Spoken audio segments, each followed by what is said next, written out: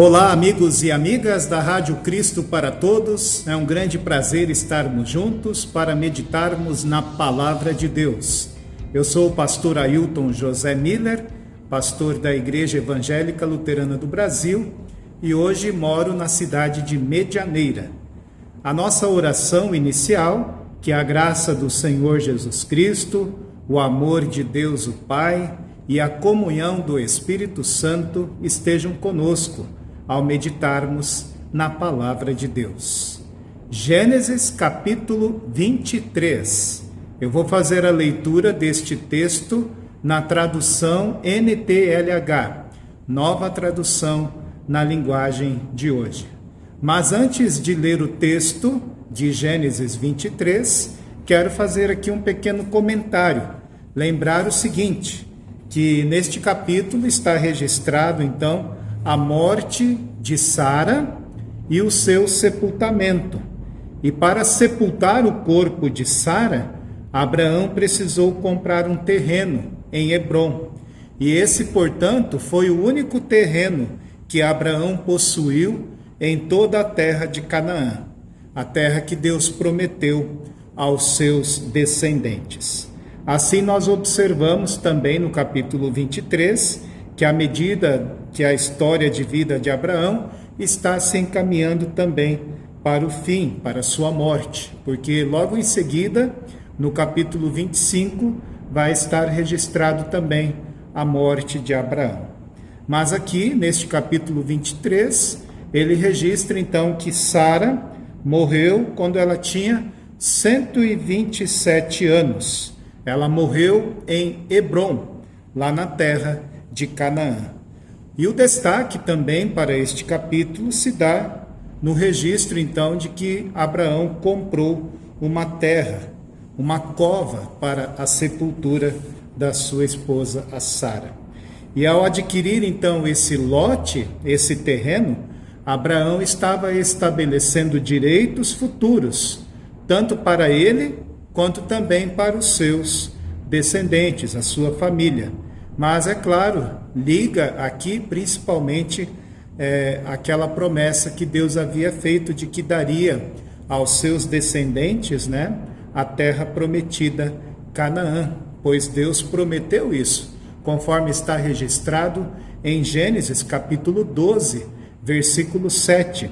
Diz assim: o Senhor apareceu a Abraão e lhe disse: darei esta terra à sua descendência. Ali Abraão edificou um altar ao Senhor que lhe tinha aparecido. Então, essa promessa que Deus fez de dar aos seus descendentes a terra de Canaã, ela se registra em mais dois momentos. Lá em Gênesis capítulo 13, versos 14 até o 17, e também em Gênesis capítulo 15, versos 18 até o 21. Deus prometeu para Abraão que os seus descendentes receberiam essa terra de Canaã. Vamos ler o capítulo 23. Eu disse para vocês, nós vamos ler na NTLH, nova tradução na linguagem de hoje. Sara viveu 127 anos. Ela morreu na cidade de Hebrom, também chamada Kiriate Arba, na terra de Canaã. E Abraão chorou a sua morte. Depois saiu do lugar onde estava o corpo e foi falar com os heteus. Ele disse: eu sou um estrangeiro que mora no meio de vocês, portanto me vendam um pedaço de terra para que eu possa sepultar a minha mulher. Os heteus responderam: escute, Senhor, o Senhor é para nós um chefe poderoso. Sepulte a sua mulher na melhor sepultura que tivermos. Nenhum de nós se negará a dar-lhe a sua sepultura. Aí Abraão se levantou, se curvou diante dos heteus e disse: se vocês querem que eu sepulte a minha mulher aqui, por favor, peçam a Efrom, filho de Zoar, que me venda a caverna de Macpela, que fica na divisa de suas terras. Eu pagarei o preço total e assim serei dono de uma sepultura nesse lugar. Efrom estava sentado ali entre eles, no lugar de reunião, perto do portão da cidade.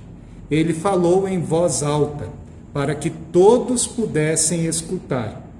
De jeito nenhum, meu senhor, escute, eu lhe dou o terreno de presente, e também a caverna que fica nele. A minha gente é testemunha de que eu estou lhe dando o terreno de presente, para que o Senhor possa sepultar a sua mulher. Mas Abraão tornou a se curvar diante dos heteus, e disse a Efrom, de modo que todos pudessem ouvir: escute, por favor, eu quero comprar o terreno. Diga qual é o preço que eu pago. E depois sepultarei a minha mulher ali. Efrom respondeu: escute, meu senhor, o terreno vale 400 barras de prata. O que é isso entre nós dois? Vá e sepulte ali a sua mulher. Abraão concordou e pesou a quantidade de prata que Efrom havia sugerido diante de todos, isto é, 4,5 quilos de acordo com o peso comum usado pelos negociantes. Assim, Abraão se tornou dono da propriedade de Efrom em Macpela, a leste de Manre, isto é, do terreno, da caverna e de todas as árvores, até a divisa da propriedade. Todos os heteus que estavam naquela reunião foram testemunhas dessa compra. Depois disso, Abraão sepultou Sara, a sua mulher, na caverna do terreno de Macpela, a leste de Manre, lugar também conhecido pelo nome de Hebrom, e que fica na terra de Canaã. Assim, o terreno que pertencia aos heteus e também a caverna que havia ali passaram a ser propriedade de Abraão para servir como lugar de sepultamento. Até aqui a leitura do capítulo 23. Aqui no versículo 1 e 2 está registrado que Abraão, ele chorou, ele lamentou a morte de Sara. O reformador Dr. Martinho Lutero, ele comenta este texto falando sobre este choro de Abraão quando ele sepultou a sua esposa. Para que fique bem claro, disse Lutero, que não há nada de errado em ficar aflito, não há nada de errado em ficar triste e enlutado quando falecem aqueles que nós amamos. Embora todos tenhamos de morrer, nós estamos assim mesmo de tal forma ligados uns aos outros pelo amor. Então, que cada qual deve alegrar a vida do outro, assim como também liga o fato de sermos pobres e termos que comer o nosso pão e o suor do nosso rosto. Então é interessante que o Dr. Martinho Lutero, ele comenta este momento triste na vida de Abraão, a despedida, o sepultamento da sua esposa. E ele comenta que não há nada de errado para um filho de Deus, para o cristão, em chorar, em ter esse momento de luto aí pelos seus entes queridos. Enquanto vivermos, disse Lutero, o amor deve ser colocado em ação, e principalmente o amor deve ser colocado em ação preocupando-se com a pobreza ou com qualquer necessidade do nosso próximo. Por isso, Lutero, ele comenta que Deus não deseja anular de maneira nenhuma a natureza através do Evangelho. Ao contrário, Deus preserva tudo que é natural, dando-lhe a direção correta. Então, a gente percebe com este comentário de Lutero, quando ele fala sobre Abraão ficar triste, chorar a morte de sua esposa, lembrando que é muito natural, por exemplo, que um pai ame o seu filho, que a esposa ame o seu marido e que se alegrem quando tudo vai bem. e que fiquem tristes também quando algo vai mal. Isso é muito natural, assim comenta o reformador Martinho Lutero. Em relação a Deus, pela fé, o cristão ele não se deixa abalar, mesmo que tudo vá por água abaixo. Agora, segundo o amor, nós devemos nos importar. Caso contrário, Deus não mandaria escrever, como Moisés escreveu, esse relato de que Abraão ele chorou pela morte da sua esposa. Assim nós entendemos que, mesmo que às vezes nos perturbemos interiormente, pois Deus permite que isso aconteça conosco, como Ele permitiu para muitas famílias que já se despediram de seus entes queridos. Nós estamos aí passando pela fase da pandemia, da Covid-19, agora já estamos mais tranquilos, estamos ouvindo aí que o número de mortes diminuiu e muito, mas ainda lembramos muitas pessoas, muitas vidas que foram ceifadas por causa desta pandemia. E assim nós entendemos que muitas pessoas ficaram perturbadas interiormente. Deus ele permite que isso aconteça. Ele permitiu, por exemplo, até mesmo com a minha família. Eu tive irmãos, cunhada que faleceram há pouco tempo, mas assim a gente entende que é da vontade de Deus que nós superemos essa perturbação. E como nós podemos fazer isso? Superar as perturbações. Nós fazemos isso através da fé, a fé em Jesus Cristo. E dessa forma, pela fé em Jesus Cristo, nós não desanimamos e principalmente nós não nos afastamos da presença de Deus. Nós aprendemos com esses primeiros versículos aqui do capítulo 23 que contra a morte não existe remédio, nós todos temos que morrer e diante da morte ninguém se pode defender. Nós temos, portanto, que buscar em Deus o verdadeiro remédio, que é a vida eterna, a salvação eterna que Cristo conquistou para todos nós, fato que nós comemoramos há poucos dias e lembramos em todos os cultos, em todos os momentos em que estudamos a palavra de Deus, que o Senhor Jesus Cristo, Ele deu a sua vida, morreu na cruz para perdoar os nossos pecados, para vencer a morte, para vencer o pecado, para vencer o diabo.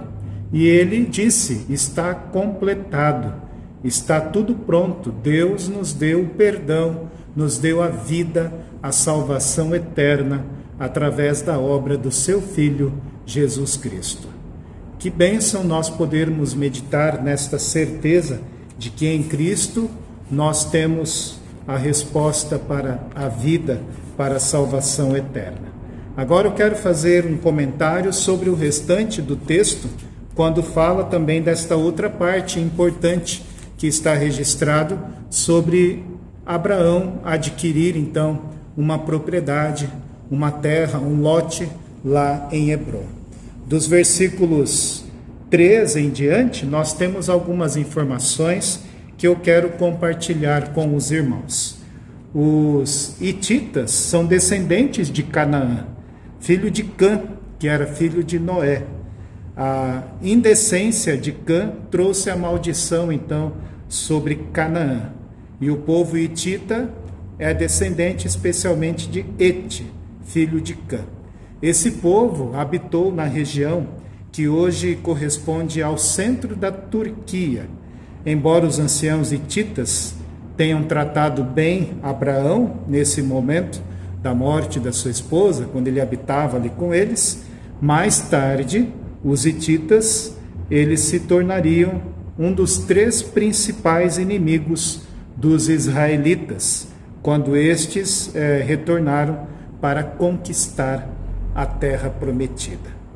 Já dos versículos 5 até o 15, fala sobre esta conversa que Abraão teve, né, E Efron revela então as nuances da barganha daquela época, né? Assim como acontece nas modernas negociações de hoje também.